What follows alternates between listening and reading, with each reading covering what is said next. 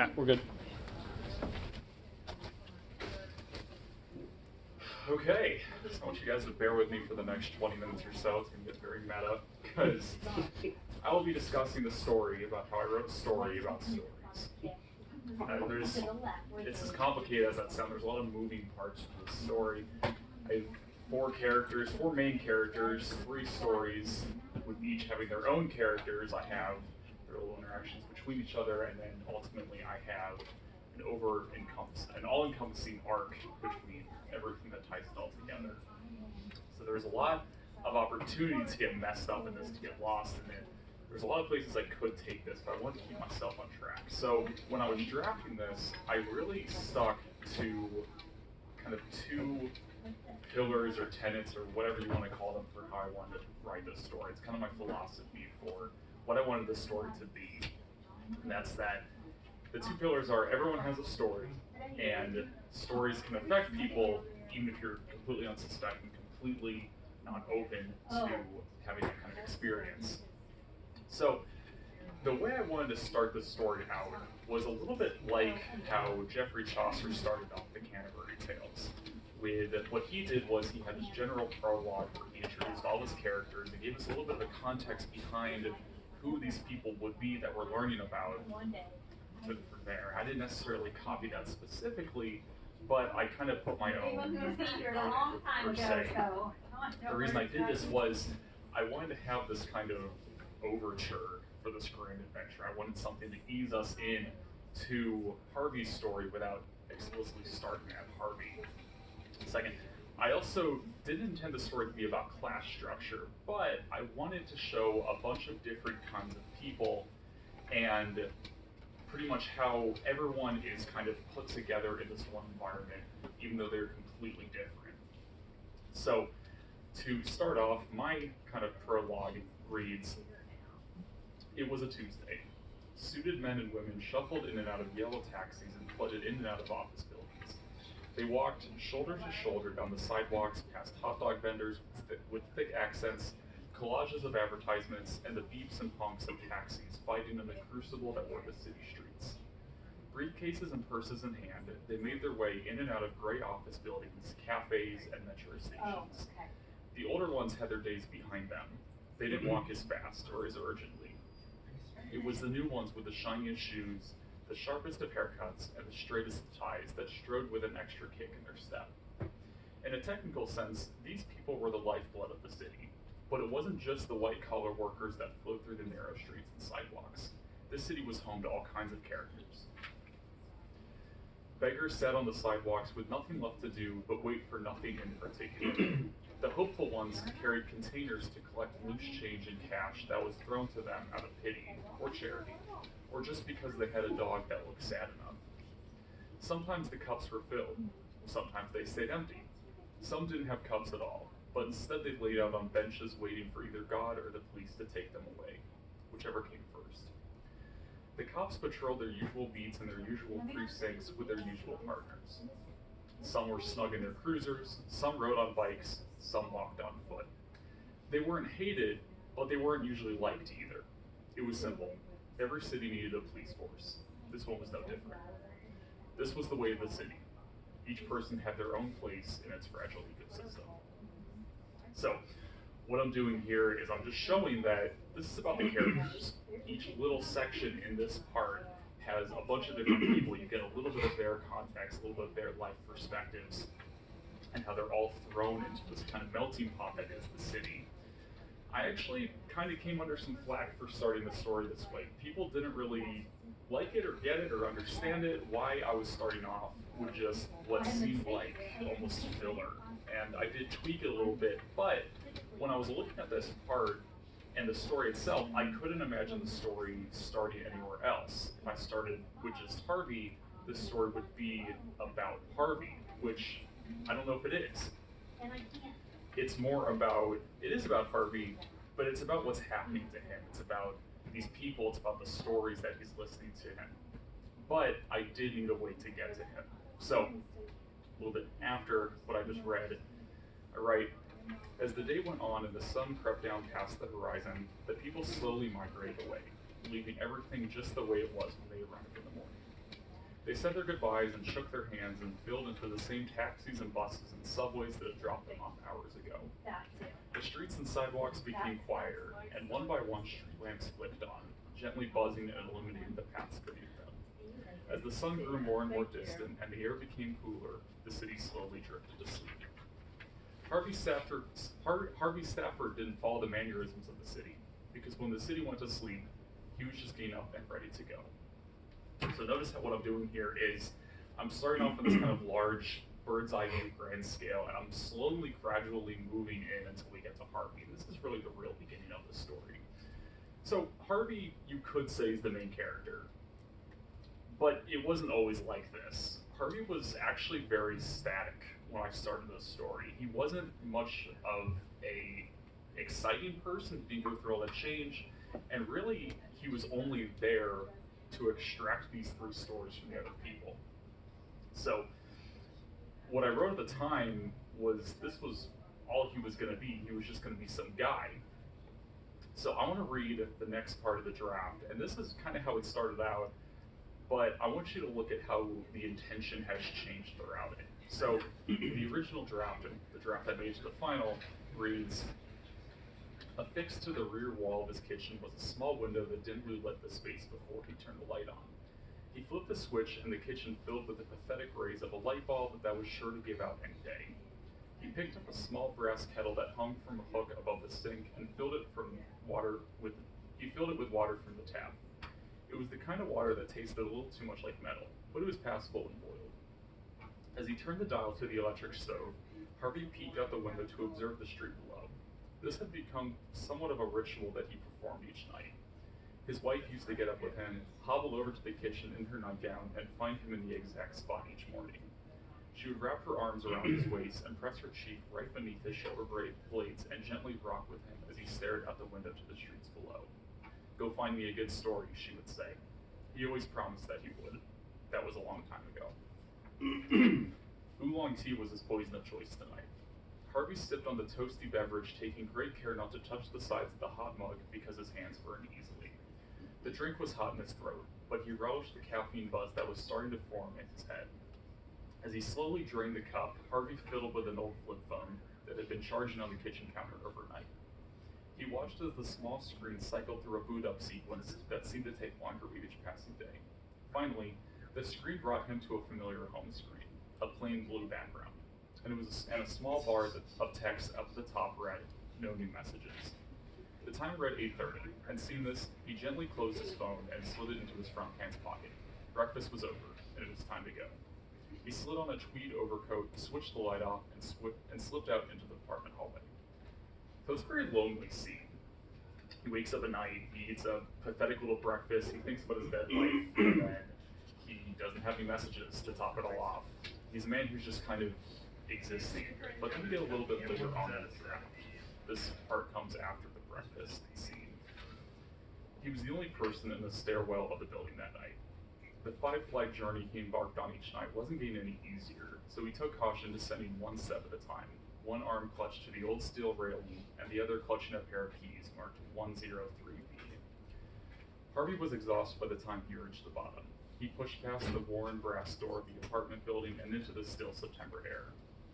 It had cooled significantly by this time of day, but it was still warm enough that Harvey began to regret bringing along his jacket. He walked down the street into the warm air until he reached it, his trusty steed, his mighty vessel, the ship to his captain, a taxicab, marked 103B. The old driver ran his hand across the top of the vehicle as he made his way around to the driver's side door. His fingers slid across the smooth yellow paint, hitting the occasional cavity where the paint had chipped off. He clambered inside and sucked in the rich leather-scented air of the cab through his nostrils. Shutting the door and turning the key, 103B roared to life, and Harvey Stafford transformed into his alter ego, the taxi driver. With a flick of a switch, he turned on the medallion light, signifying that this night and these streets belonged to him now. So, I really like the idea of him having this transformation-like thing as soon as he gets in the taxi cab. It's like Harvey doesn't really exist without it, and the cab doesn't exist without him either. When I was writing this, I kind of likened Harvey to Walter Mitty, James Thurber's The Secret Life of Walter Mitty. He's this kind of old man who sees himself as this badass as soon as he gets into his taxi cab. Suddenly, his loneliness doesn't matter as much because he serves a higher purpose. I wrote a good amount of the story with him just being this taxi driver, though, and the more I wrote, the more he was listening to the stories, it just didn't really seem to work. And then I went back to my philosophy with writing this. It's about stories, and it's about stories affecting people. Well, we get the stories, but we didn't really see the change that was happening with him. So I needed more. I realized that I was focusing too much on the stories themselves, and I wasn't even really interested in going back to the frame after that. There was nothing pulling me back out, nothing that drove the story forward. This is where I knew I had to kind of throw in something else with Harvey that made him a more dynamic character. So I brought in Charlie, his estranged son. Was it cliche? Maybe. Did I think it worked? Yes. I wanted a conflict that was simple enough that could make the reader go, okay, I can see that. And it all starts after Harvey picks up Don Man. Passage reads, "Where are you flying to this late at night?" "London," said the man as he continued scrolling on his phone.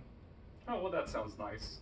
I've never been down that way before," Harvey said as he focused on the road. "Have any fun plans?" The man in the back seat looked up from his phone and glanced back at the old man's head. It was the first time that he had actually paid attention to the person driving the cab. "No, just business." He glanced at his phone again and then back at the road outside of the front windshield. The city streets and rows of gray buildings zoomed toward and then past them. "All the same, make sure you get some rest on the plane. That's a long flight." Harvey made a slight chuckle beneath his breath, but the cab quickly filled with silence. "My son Charlie was in sales, and he flew around everywhere. My wife and I loved hearing about his adventures abroad. You two would have gotten on great, I'm sure. Are you in sales?" "Strategic analytics, actually," said the man, clicking the button on the side of his phone. The screen went dark. "Though I've worked in sales. I can't say I know much about analytics, but it sounds important." Harvey gave a full laugh this time. Charlie was never one for the big picture stuff. He liked being on the front lines. "Where's he now?" asked the man. "Oh, I couldn't tell you. Some tech company. We haven't talked much since his mother died. He just needed some space and transferred out west." There was a brief pause in the cab as Harvey cut himself off. "Say, I don't think I've caught your name." That very last bit is where we start to realize that something's wrong. We see that he obviously doesn't want to talk about Charlie too much, so he quickly changes over and he asks more about Don Man. The reason being is there's still boundaries that he has to work on. He's not ready yet to talk and focus on his son, so he switches it to something else. He wants to hear a story. These are boundaries that will kind of slowly whittle away with each story. Then we meet Marley, and before she even gets a chance to get into the cab, I kind of challenge Harvey again to think about his son. So this is right when he's picking her up. He prowled the streets around some of the nightclubs as he knew people had started to be heading home. As he neared some of the cheaper dive bars, he noticed a girl who looked no older than 25 on the side of the road. She stared at 103B and was close enough to the side of the street to look like she wanted to ride, but her arms stayed closed across her chest. Harvey slowed the car as he drove closer, but he didn't pull up just yet. He watched her as she took a step onto the street with her eyes still locked on the cab, but she still refused to put her arms up to flag him down. Harvey had seen these kinds of things before. She may have been new to the city, didn't know how the taxis operated, or maybe something was wrong. He pulled up to her and put the cab in park. She walked toward him hesitantly as he rolled the passenger window down. As she drew closer, Harvey could see that her eyes were glassed over and that her cheeks were red. "Evening, ma'am. Do you need a ride somewhere?" He called up to her in a warm smile. "Yes. Well, no. It's fine. I'm sorry," she said and sniffled. "Is everything all right?" "My apartment is across town, but I don't have any money left. Please, it's fine. I'll just hop a turnstile or something. Just go." She backed away towards the curb. "Hey, I don't want you to get into trouble. How far away is your apartment?" "About 30 blocks. Harvey paused for a while and stared at the meter before looking back at the girl. "Hop in," he said, pointing back to the cab. "Really? Really?" So we, of course, get to hear Harvey's advice to her after she tells her story, but I didn't want it to be that simple.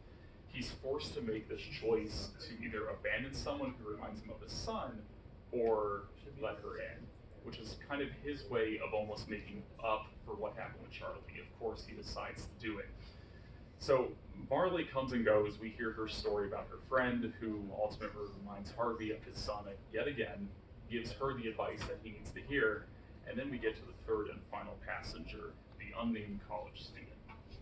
He's kind of the most unique character of the story because I kind of changed everything up with him. We don't know his name. He's the only one that pays for his ride, and then his story is just some manuscript that he wrote in the library. And this was all very intentional. I like the idea of him reading from a manuscript because I wanted each of the stories to be kind of their own unique thing. Don Mann tells a story that was told to him from one of his coworkers. Marley tells the story of something that personally happened to her. And then this person it's a work of fiction. He came up with it on his own.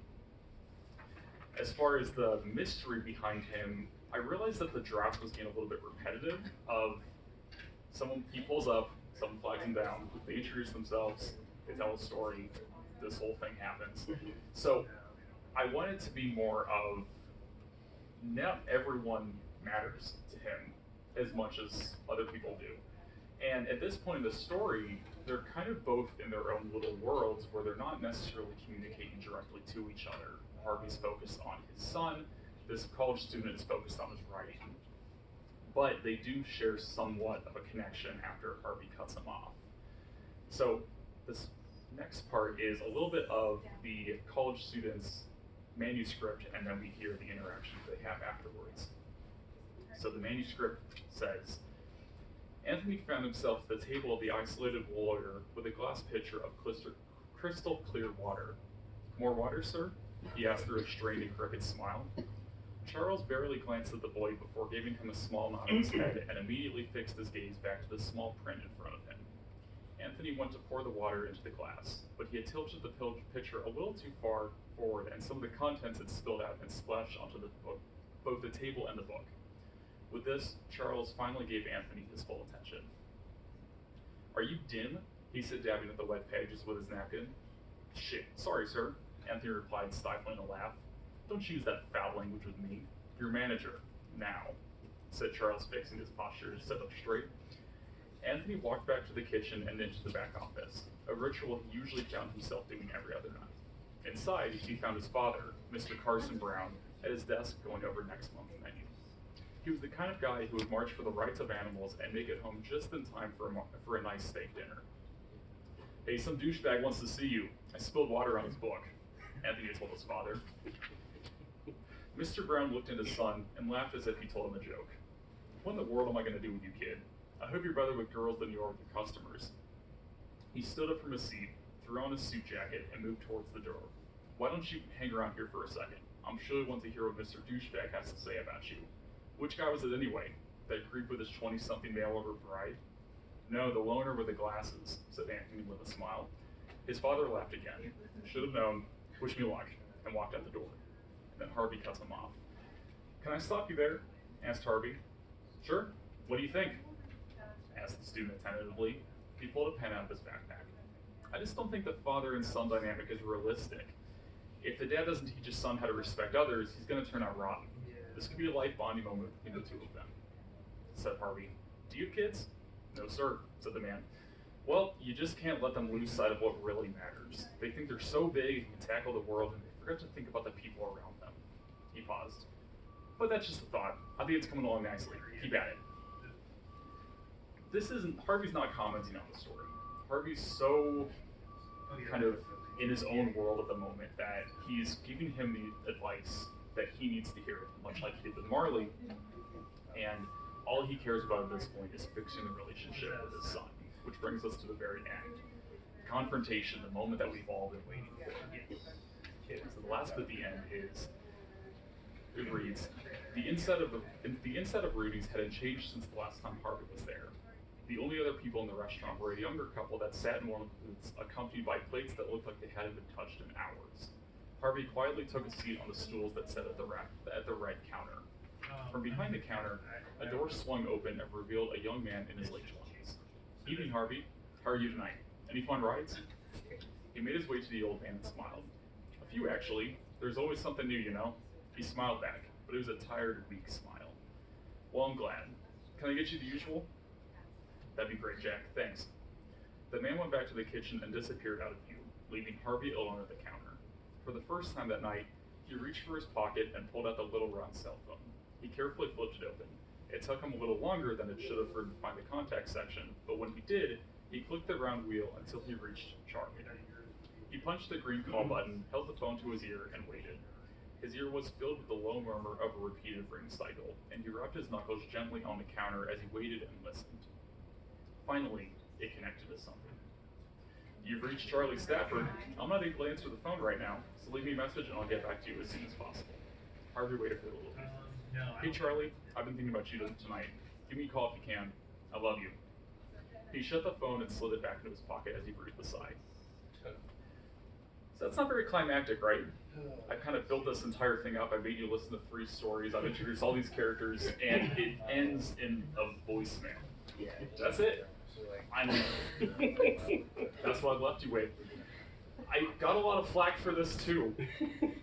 I sent out to people, and pretty much all of them said, well, what happens with Charlie? Like, can we have this interaction? What if you had an entire new section where they have this conversation, they fix the problems, and it's... No. This isn't what the story is about. And really, I haven't thought one way or another how that phone call would have been. I haven't thought about any of the future that the two could potentially share, because that's not what the story's about. The only thing that matters is that he acted. It's not about his relationship with his son and fixing it. It's about him coming to terms with the fact that he needs to do something about this after listening to these stories. These stories have acted as a form of communication where they're not explicitly about him and his son, but he was able to decode them in the way that it fit that kind of idea, which really is how I like to leave it off. I realized that I accomplished my 2 goals with saying now for the story, where it's about stories, and it's about how stories can affect people. Thank you.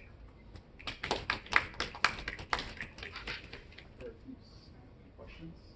You refuse to snap. Kind of like principle, or? Yeah.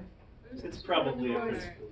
So I was definitely one of the people who like wanted an interaction between Harvey and Charlie in the end, but I kind of like how you kept it and like the reason for it, because it's also realistic. I feel like at that time of night, it was At 2 in the morning, yeah. Well, I mean, it would have been a different time, but like, still, Yeah. I feel like that's realistic. What you're trying to do. I kind of did think about it. I didn't picture the specifics, but it just didn't seem like something that would fit into the story that well. I'm glad that I stuck with my guns and cut it off there. Yeah.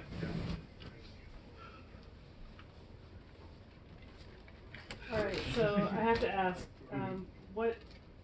what pop culture influences maybe influenced this piece?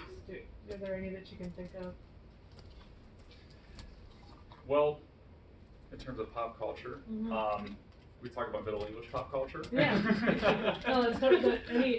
The Canterbury Tales were a huge inspiration Okay. between this for this.